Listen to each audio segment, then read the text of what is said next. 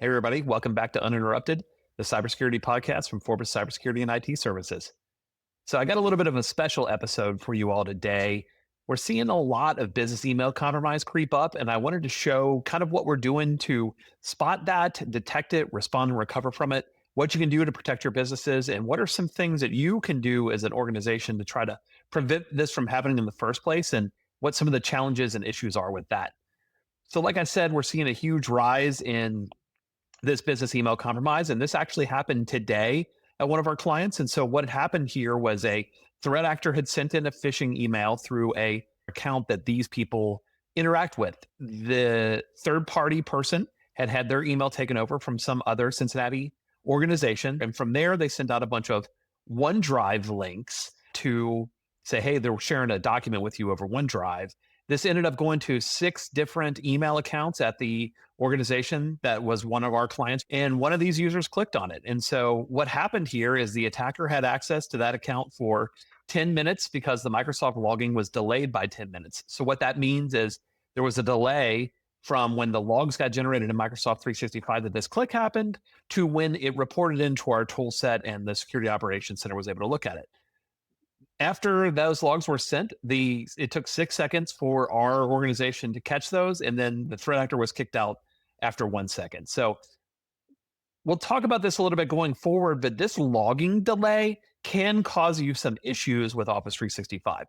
So with our case here, though, we were able to verify that no emails were accessed, sent, modified, or deleted. So the threat actor didn't have access to the mailbox long enough or realize that they had access long enough to actually do anything with it.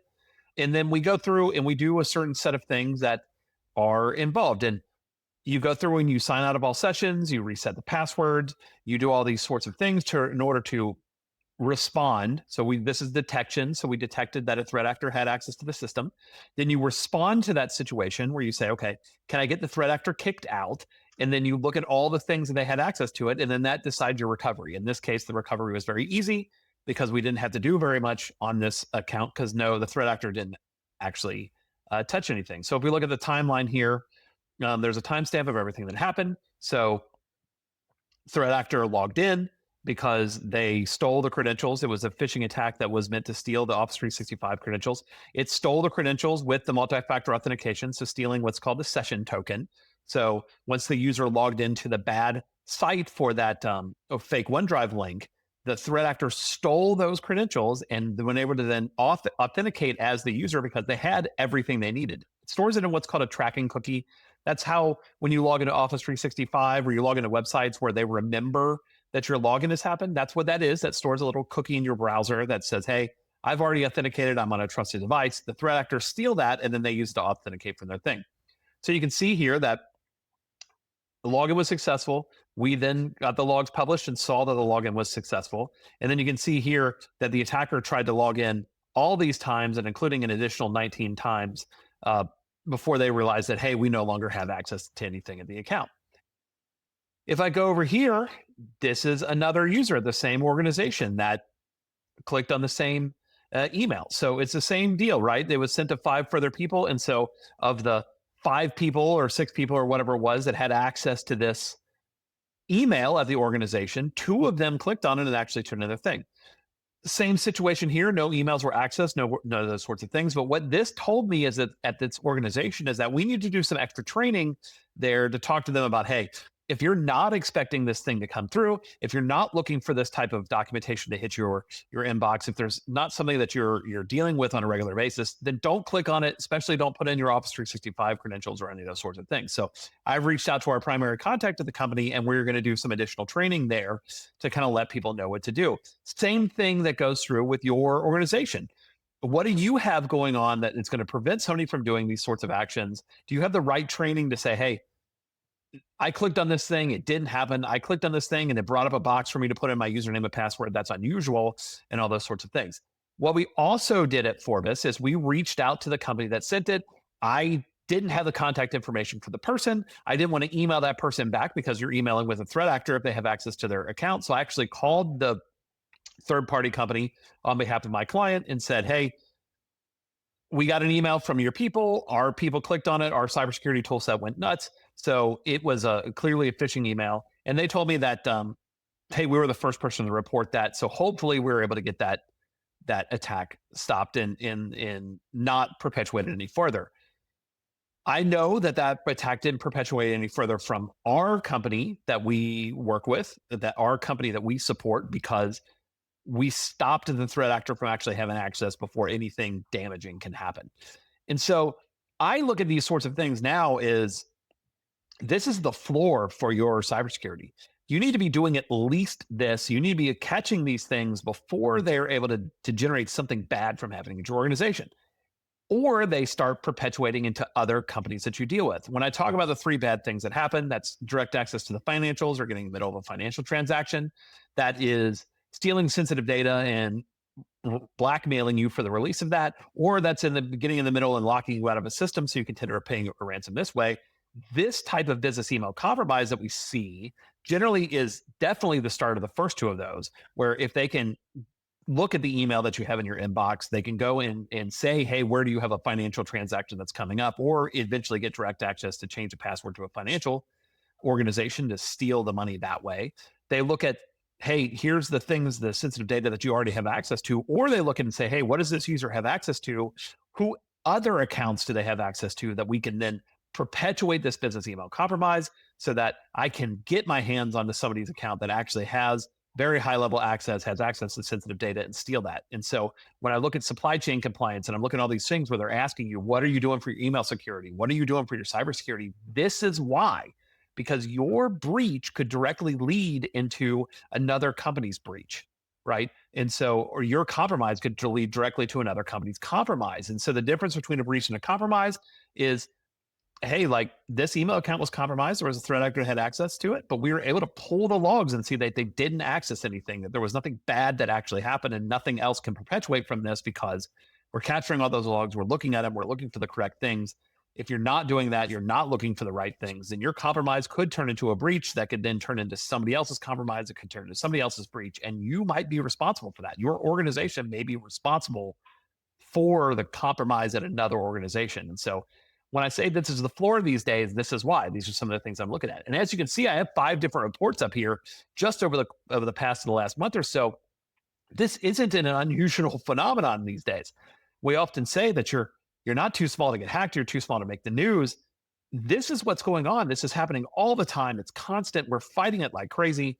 And we really need companies to be better and better protected from us, because the less that their emails get taken over, the less that this perpetuates, and the safer that my companies are. And the same deal is I'm helping these other organizations be more safe by protecting my organizations more, that are stopping these things from perpetuating and moving forward and infecting other companies. And so this is where the whole floor needs to rise. The rising tide lifts all boats. It's exactly that.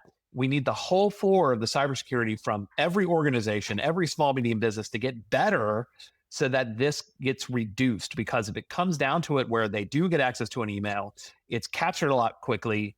The hackers are less likely to do any damage from that. Then we can better secure everybody else and get this a lot more protected.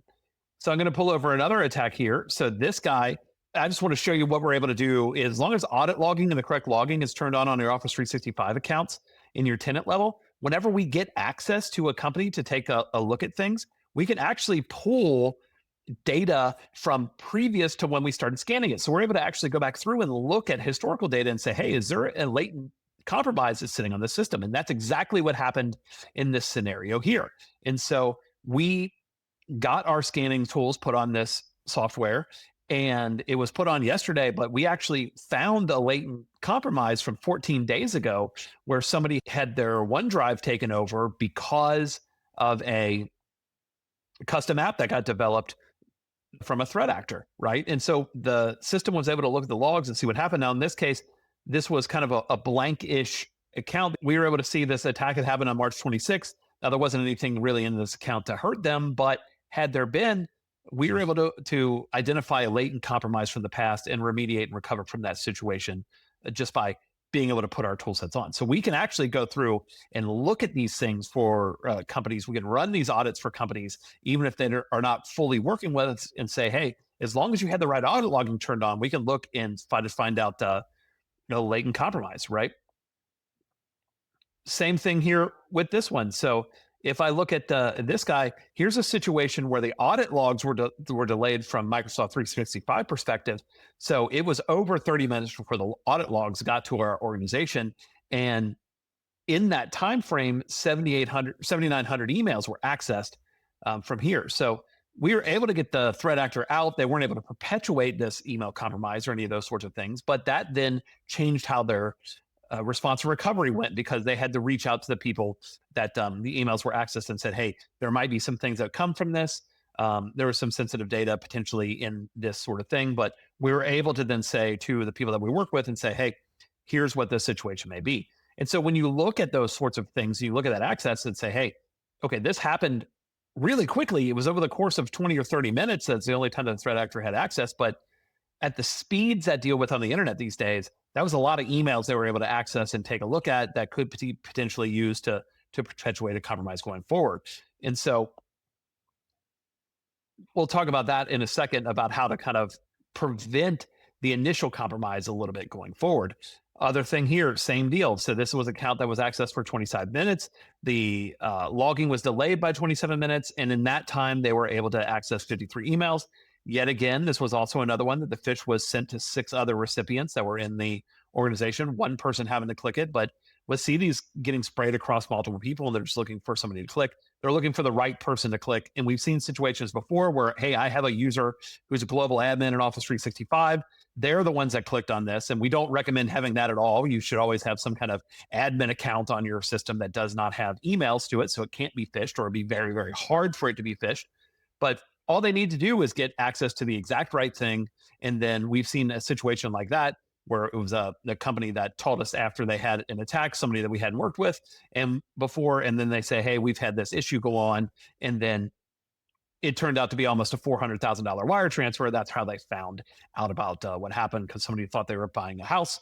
They wired the money out to a threat actor and not to the person they thought they were wiring it to.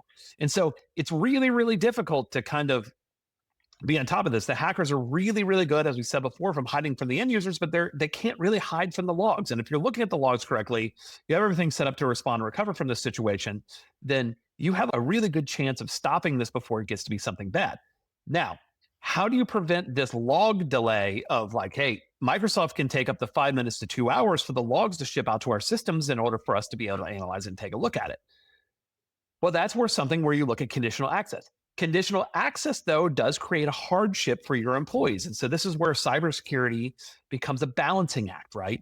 So if you do a conditional access that says, hey, I can only log in from these approved devices or these approved locations, then it limits where the threat actors can log in from. So they have to be on one of your organization's devices, or they have to be on one of those things. So even if somebody is one button click away from giving away their Office 365 credentials or that session token, where the threat actor goes to use that on their system, they're not on an authorized device, they're not on an authorized location, so it will not let them actually log in, so that we can prevent any of the bad things from even getting to this level here.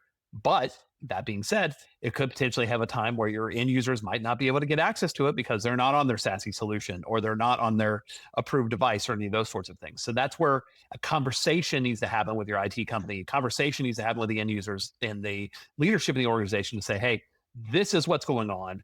This is why we're recommending to do the things that we're doing. And how can you provincially make this so it's not as big of a deal to your people going forward? And so, let's have a conversation about it. If you're not having these conversations with your IT company, if your IT company is not doing these sorts of things that we're looking at, if you can't get this kind of logging after a business email compromise happens, then you're not doing enough for cybersecurity. This is the floor these days. We need to be doing, everybody needs to be doing better. We're constantly trying to make improvements so that this doesn't impact our companies that we deal with as much, but we need everybody. We need that rising tide to lift all boats, and we need this to be better. And so please reach out to us. Please contact us. We can do a consulting session and kind of go over these things with you. We can potentially run these types of scans against your organization and find out those latent attacks that maybe are sitting on your system, and be able to look and say, hey, are you secure in this aspect, or are there more things that you could be doing to be better? And we can do that with your entire organization, all the cybersecurity of your organization, because this all fits together into one blend of thing that needs to happen in order to make you secure. So it's not just securing your Office 365, it's securing your whole organization. It's looking for the weaknesses are, it's looking for where hackers can exploit those and make it so you have a really bad day. So thank you for your time. I appreciate for being here. Please like and subscribe, and we'll see you soon. Thanks, everyone. Thank you for tuning into this episode of Uninterrupted, a podcast from Forbes Cybersecurity. We hope you walked away with practical insights to protect your business and stay ahead of the latest cyber threats. If you enjoyed today's episode, don't forget to subscribe, leave a review, and share with your colleagues. For more tips, resources, and cybersecurity updates, visit Forbes.com, that's 4bis.com, and follow us on LinkedIn and Facebook. We'll be back soon with another episode, so stay vigilant and stay uninterrupted.